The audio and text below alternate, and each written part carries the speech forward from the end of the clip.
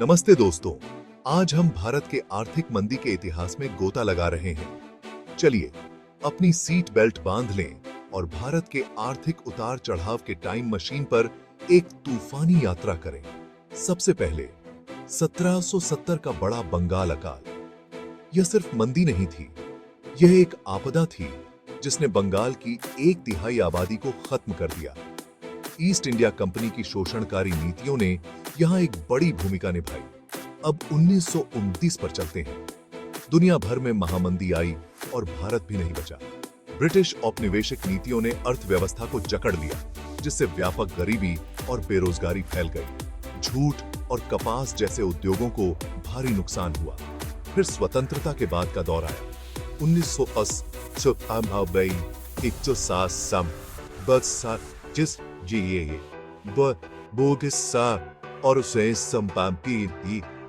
सब चीज 70 के दशक के अंत में भारत पाक युद्धों, तेल संकट और भीषण सूखे के कारण आर्थिक ठहराव देखा गया। हरित क्रांति ने चीजों को पलटना शुरू किया, लेकिन यह एक कठिन दौर था। 1991 का भुगतान संतुलन संकट एक महत्वपूर्ण मोड़ था। भारत अपने रणों पर चूक करने के कगार पर था। इसके चलते मनमोहन सिंह द्वारा व्यापक आर्थिक सुधार किए गए, जिससे अर्थव्यवस्था खुली और तेजी से विकास का दौर शुरू हुआ। 2008 का वैश्विक वित्तीय संकट भारत को अछूता नहीं छोड़ पाया।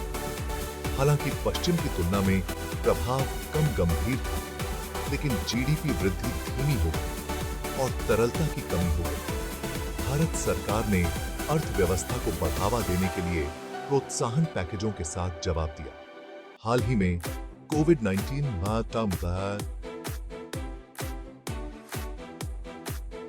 महामारी ने एक अभूतपूर्व आर्थिक मंदी का कारण बना।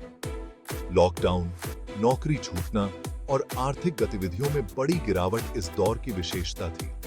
लेकिन टीकाकरण अभियान और नीतिगत समर्थन के साथ अर्थव्यवस्था धीरे-धीरे ठीक हो रही है। तो हमने इन मंदी से क्या सीखा है? प्रत्येक संकट ने नीतियों और रिफॉर्म्सों में महत्वपूर्ण बदलाव लाए।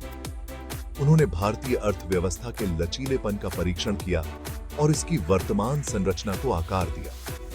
इन ऐतिहासिक मंदी को समझने से हमें भविष्य की चुनौतियों के लिए तैयार होने में मदद मिलती है। और याद रखें, हर मंदी के बाद रिकवरी और ग्रोथ का दौर आता है। भारत के आर्थिक इतिहास की इस यात्रा में मेरे साथ जुड़ने के लिए धन्यवाद। अधिक आकर्षक सामग्री के लिए लाइक, शेयर और सब्सक्राइब करना न भूलें। अगली बार मिलते हैं।